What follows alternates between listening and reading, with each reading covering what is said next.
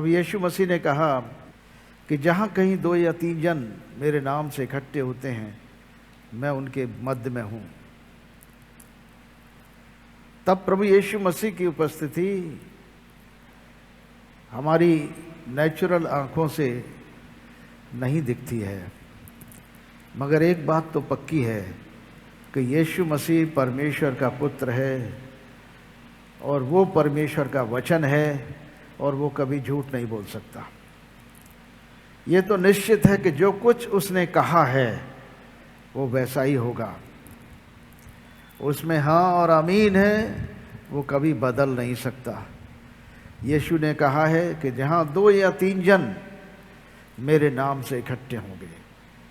हजारों साल पहले, 2000 साल पहले प्रभु का ये वचन बोला गया और आज की तारीख में जब कोरोना वायरस दुनिया में फैला तो चर्चेस और सभाएं, प्रार्थना सभाएं बंद हो गईं।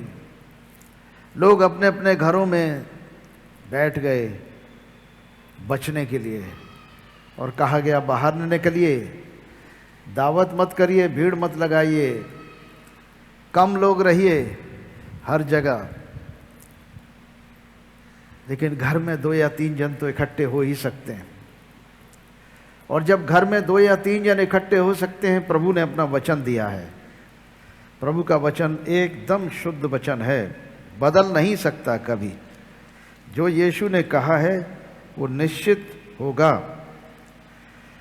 मैं तुमसे सच कहता हूं कि जो कुछ तुम पृथ्वी पर बांधोगे वो स्वर्ग में बंधेगा और जो कुछ तुम पृथ्वी पर खोलोगे स्वर्ग में खुलेगा। मैं तुमसे फिर कहता हूं कि जहां तुम में से 2 जन पृथ्वी पर किसी बात के लिए एक मन होकर उसे मांगें तो वो मेरे पिता की ओर से जो स्वर्ग में हो जाएगी। और 20वां पद है जिसके लिए हम रेफर कर रहे हैं, 20वां पद है, क्योंकि जहां 2 या 3 जन मेरे नाम से इकट्ठा होते हैं वहां मैं उनके बीच में होता हूं। तो 2 या 3 जन इस महामारी के काल में हर घर में इकट्ठे थे। लोग अपने अपने घरों में प्रार्थनाएं कर रहे थे, लगातार प्रार्थनाएं कर रहे थे, आज भी कर रहे हैं। मगर प्रभु की उपस्थिति हमारे मध्य में है और इसीलिए हम प्रार्थना करते हैं, प्रभु हमारी विश्वास की आंखों को खोल ताकि हम देख सकें तुम्हारी उपस्थिति को, हम पहचान सकें तुम हो कौन। अक्सर होता है कि लोगों की आंखें बंद रहती हैं, आंखें रखते हुए नहीं देखते, कान रखते हुए नहीं सुनते, जुबान रखते हुए बोलते नहीं। ये यशायाह नबी ने भविष्यवाणी कर दिया था पहले ही कि लोगों के पास आंखें होंगी लेकिन देखेंगे नहीं, लोगों के पास कान होंगे सुनेंगे नहीं।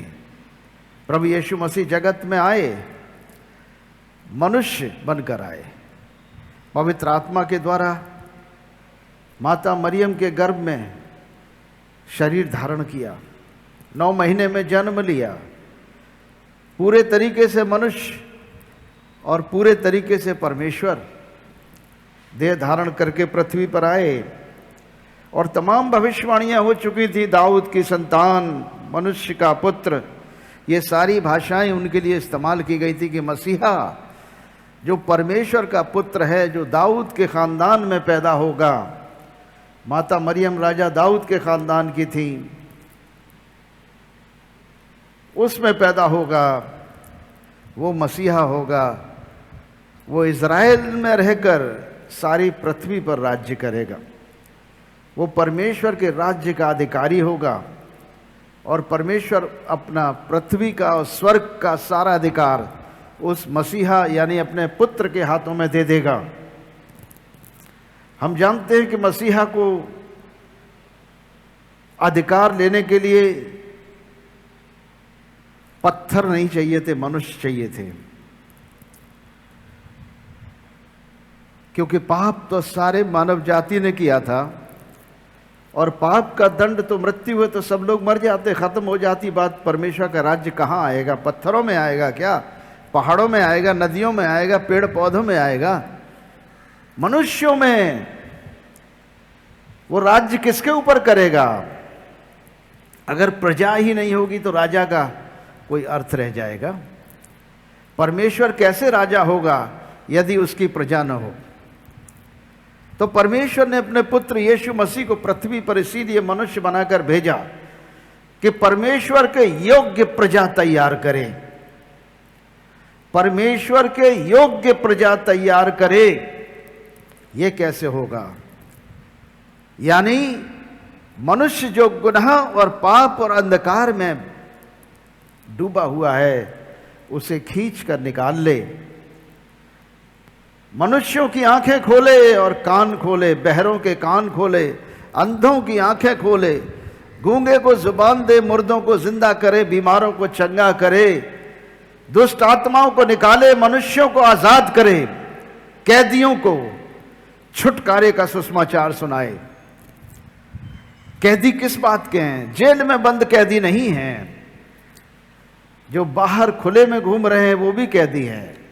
पाप की कैद है, बुराइयों की कैद है, गुनाहों की कैद है, आदतों की कैद है, बुरी बुरी आदतें, नशे की आदतें, शराब की आदत है, झूठ बोलने की आदत है, चोरी करने की आदत है, व्यभिचार की आदत है, अशुद्ध काम में फंसे हुए हैं, बुरे बुरे कामों में के गुलाम हो गए हैं, कैदी हो गए हैं। इन कैदियों को छुड़ाने के लिए परमेश्वर का पुत्र सुसमाचार लेकर आया है। उसे मालूम है कि सारी पृथ्वी अंधकार के वश में है और जब तक मैं जगत की ज्योति बनकर पृथ्वी पर नहीं जाऊंगा पृथ्वी का अंधकार नहीं मिटेगा, लोग रोशनी में नहीं आ पाएंगे। और इसलिए यीशु मसीह ने यूहन्ना के 8 अध्याय 12 पद में डिक्लेरेशन किया कि जगत की ज्योति मैं हूं, जो मेरे पीछे हो लेगा वो अंधकार में न चलेगा परंतु जीवन की ज्योति पाएगा।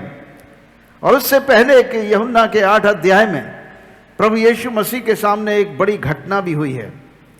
वो घटना थी कि प्रभु मंदिर से निकल रहे हैं, प्रचार कर रहे हैं, लोगों को समझा रहे हैं सुबह सुबह, और अचानक कुछ फरीसी और शास्त्री लोग एक औरत को पकड़ कर ला रहे हैं और प्रभु के सामने उसे खड़ा कर देते हैं और प्रभु से कहते हैं, प्रभु, हे गुरु, यानी रब्बी, हमारे टीचर, ये औरत व्यभिचार करते पकड़ी गई है, हम इसके लिए क्या करें? यीशु मसीह ने कहा, तुम्हारी शरीयत में लिखा है, तुम्हारे पास तो शरिया लॉ है, शरिया लॉ अप्लाई करो और खत्म करो, हमसे क्यों पूछने आए हो? नहीं, आपका ओपिनियन क्या है? अच्छा, प्रभु जमीन पर कुछ लिखने लगे बैठ के। पहले बाहर ये फर्श वगैरह नहीं होते थे, मंदिरों के सामने बालू वगैरह पड़ी रहती थी, लोग वहीं बैठ के उससे लिखने लगे। और प्रभु ने पूछा, ठीक है, तुम्हारे शरीयत में लिखा है कि इस प्रकार की स्त्रियों को, केवल स्त्रियों को नहीं, पुरुषों को भी, कि लैब व्यवस्था में साफ लिखा हुआ है कि यदि पुरुष और स्त्री दोनों को पत्थर से मार डालना चाहिए। लेकिन ये लोग खाली स्त्री को पकड़ के लाए हैं, आदमी को नहीं।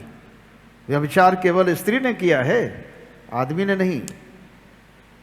आदमी औरत दोनों दंड के योग्य हैं, दोनों को दंडित करना चाहिए था। लेकिन शरिया, इनकी इस प्रकार की शरिया लॉ था, वो केवल औरत पर ही पत्थर लगाना चाहते थे।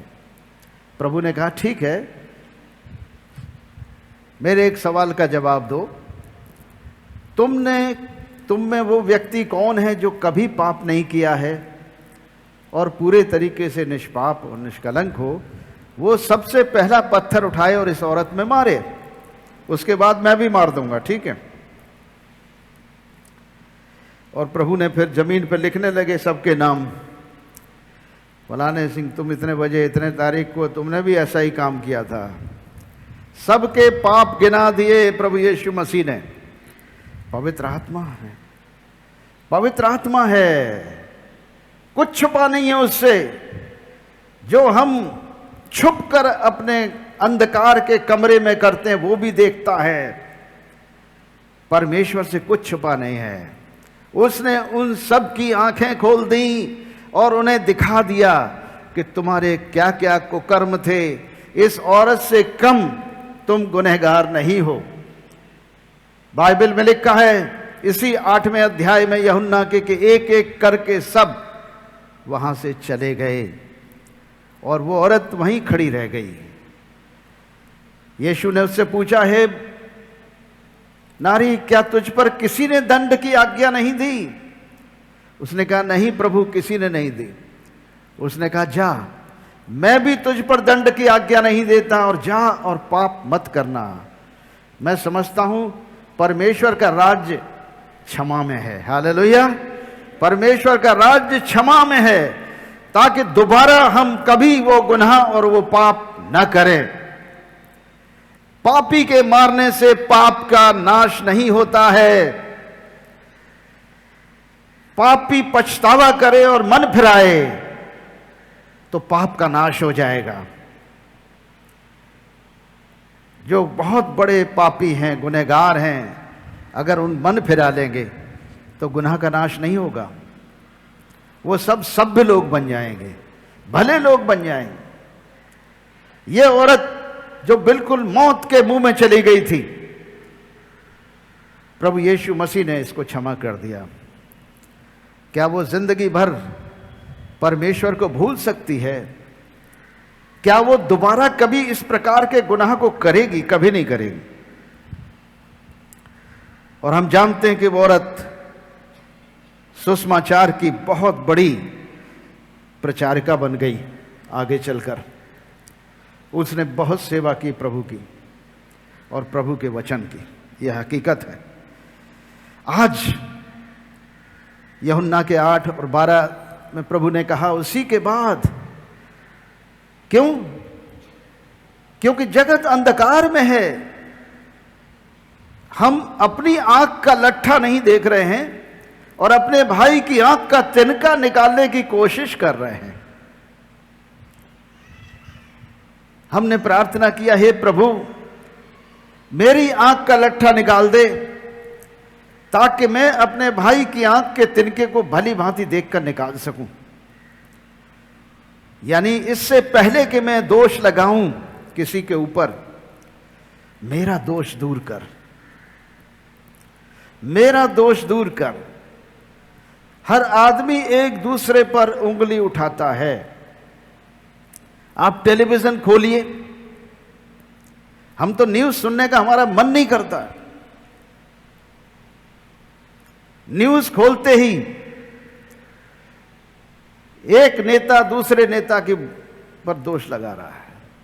पार्टी कोई भी हो, हर पार्टी वाले दूसरी पार्टी वाले पे दोष लगाने में लगे हुए हैं बुरी तरह से। कोई ये नहीं सोच रहा है कि मेरे अंदर भी कमी है, मैं उसे दूर करूं और अपने भाई की आंख के तिनके को निकालने के लिए उसकी मदद करूं। पहले लट्ठा निकाल लो। मैं समझता हूं दुनिया में शांति आ जाएगी, हमारे देश में शांति आ जाएगी, केवल हम अपनी आंखों के लट्ठे निकालें, तब अपने भाई की आंख के तिनके को निकालने की कोशिश करें, उसकी सहायता करें। दोष लगाने में हमारी दुनिया लगी हुई है। क्यों लगी है? क्योंकि उन्हें आंखें अंधी हैं, देख नहीं पा रहे हैं। प्रभु यीशु मसीह को भी 2000 साल पहले वो जो ज्ञानी लोग थे, दुनिया के बड़े ज्ञानी लोग थे, प्रभु को नहीं पहचान पाए। इतने बड़े आश्चर्य कर्म के बाद भी, इतनी बड़ी उनकी परीक्षा लेने के बाद भी वो ये ना समझ पाए है कौन। वरना किसी के कहने से ये शरीयत वाले लोग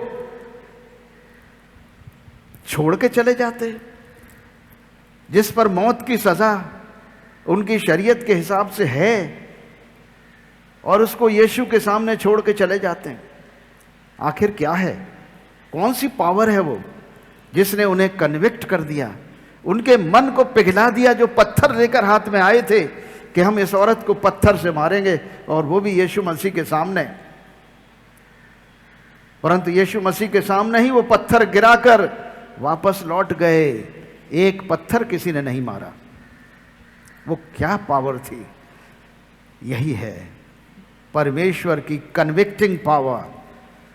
पवित्र आत्मा का कन्विक्शन जो एहसास दिलाता है मनुष्य को अपने गुनाहों का, जो हमारे अंदर झांकने की निगाहें देता है, जो हमारे अंदर देखने की शक्ति देता है और अपनी गलती मारने की हिम्मत देता है।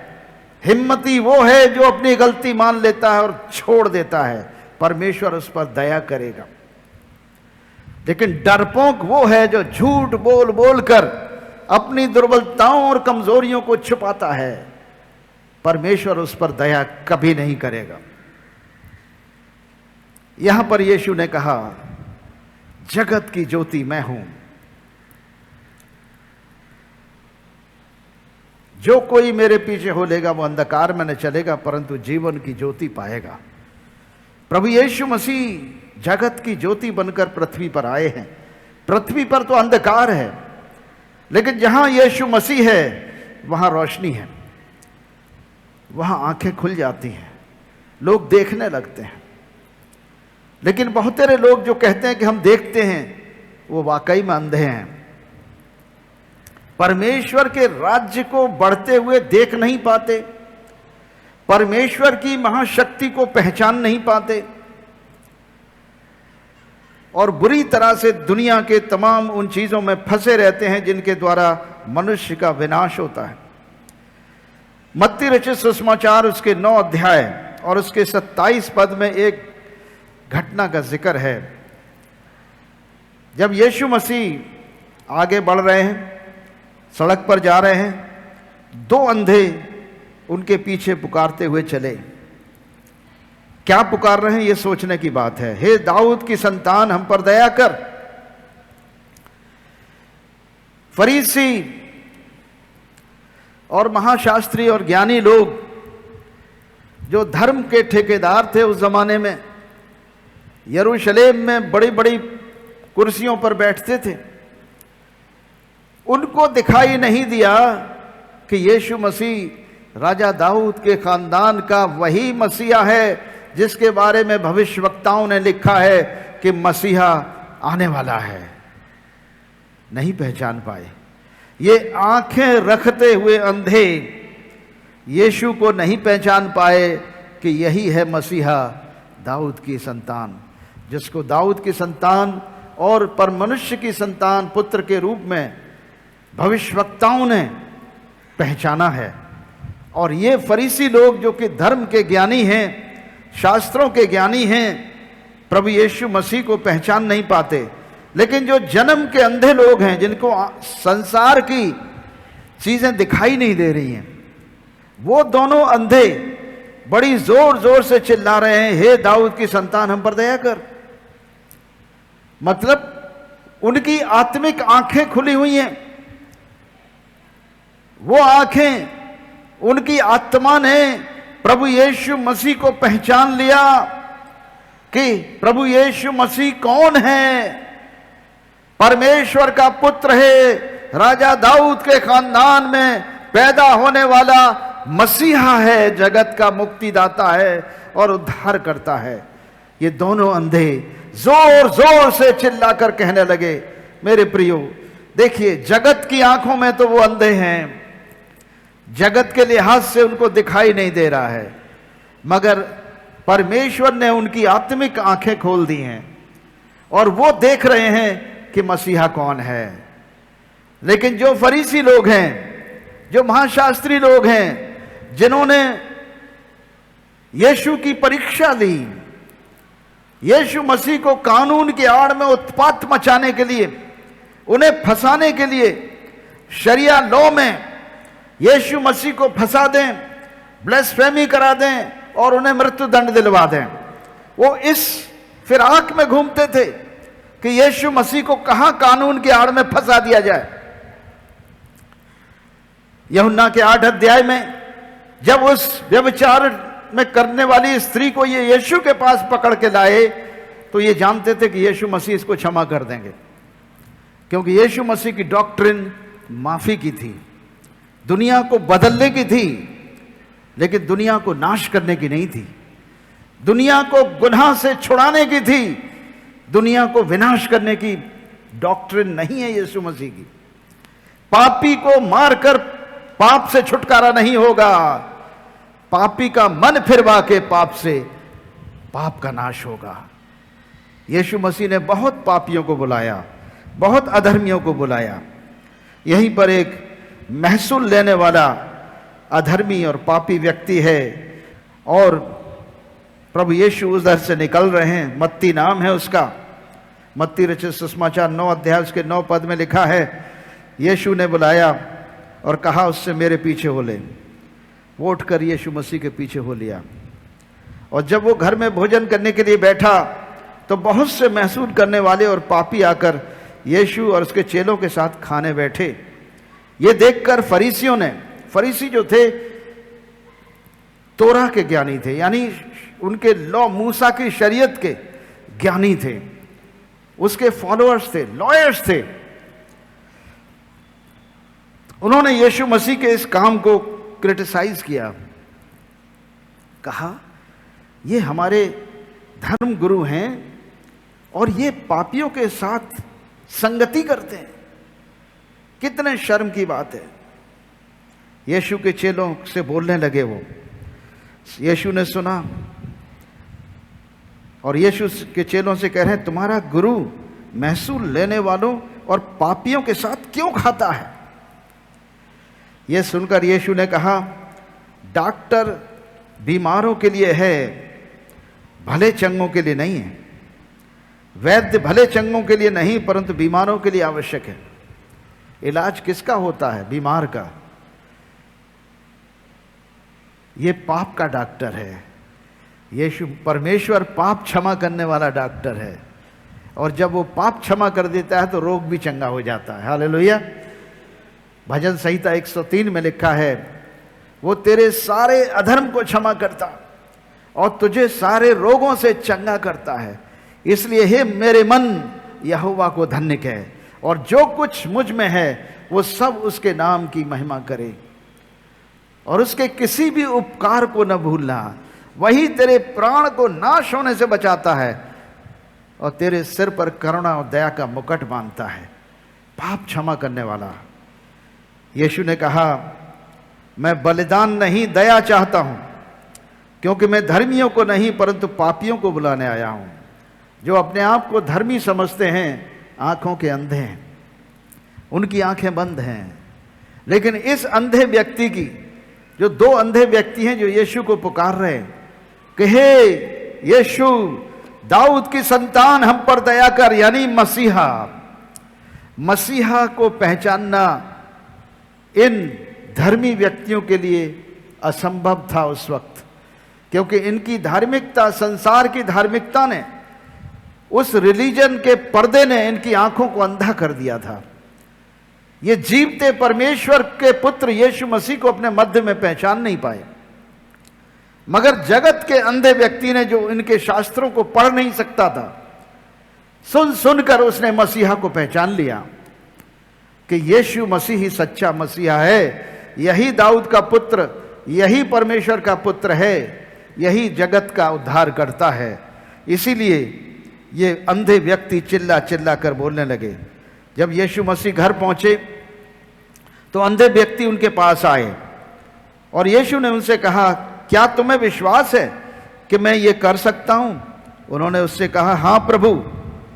तब उसने उनकी आंखें छूकर कहा तुम्हारे विश्वास के अनुसार तुम्हारे लिए हो, और उनकी आंखें खुल गईं। यीशु ने उन्हें चिताकर कहा सावधान, कोई इस बात को न जाने। पर उन्होंने निकलकर सारे देश में उसका यश फैला दिया। उन अंधों की आंखें खुल गई, दोनों आंख खुल गई। आत्मिक आंखें तो पहले से खुली थी, संसारिक आंखें भी खुल गईं कि वो पढ़ सकते हैं, देख सकते हैं, चल सकते हैं। यदि आज आपको आवश्यकता है कि आपकी आत्मिक आंखें खुलें, आंखें रखते हुए अंधे न रहें, कान रखते हुए बहरे न रहें, जुबान रखते हुए गूंगे न रहें। इन्होंने क्या किया? जब प्रभु ने इनको छुआ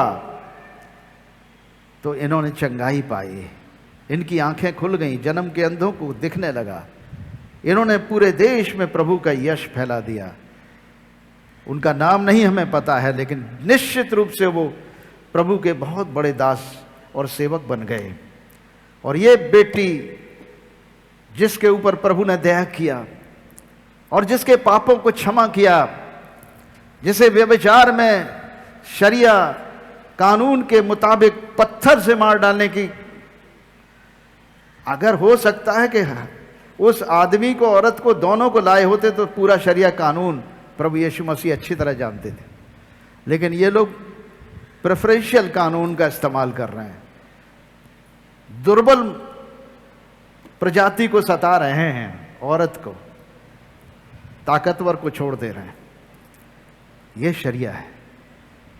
प्रभु यीशु मसीह ने ऐसा कानून दिया कि मनुष्य परमेश्वर के राज्य में बिना मन फिराए और बिना पापों की क्षमा पाए प्रवेश नहीं कर सकता। आज हर मनुष्य को आवश्यकता है कि वो अपने मन को फिराए, अपने गुनाहों से मन फिराए, और गुनाहों की क्षमा करने वाला प्रभु जिंदा है। पाप का दंड तो मृत्यु है, परंतु हमारे परमेश्वर पिता का वरदान प्रभु यीशु मसीह में अनंत जीवन है। ये कैसे मिला? ये ऐसे मिला कि जितने गुनाहों का दंड, जो गुनाह का पाप का दंड है, यीशु ने हम सबके स्थान पर स्वयं ले लिया अपनी देह पर और प्रायश्चित किया, और क्रूस पर टंगे हुए बोला, हे पिता इन्हें क्षमा कर दे, ये नहीं जानते क्या कर रहे हैं। मेरे बेटे बेटियों, परमेश्वर तुमसे प्रेम करता है और इसीलिए उसने अपने पुत्र को इस जगत में उद्धारकर्ता और मुक्तिदाता बनाकर भेजा है, मसीहा बनाकर भेजा है। मसीह का अर्थ है हमारे पापों को हर ले जाने वाला, हमारे स्थान पर कुर्बान हो जाने वाला, हमें छुटकारा देने वाला अभिषिक्त यीशुआ मसीहा, अभिषिक्त छुड़ाने वाला, परमेश्वर का अभिषिक्त।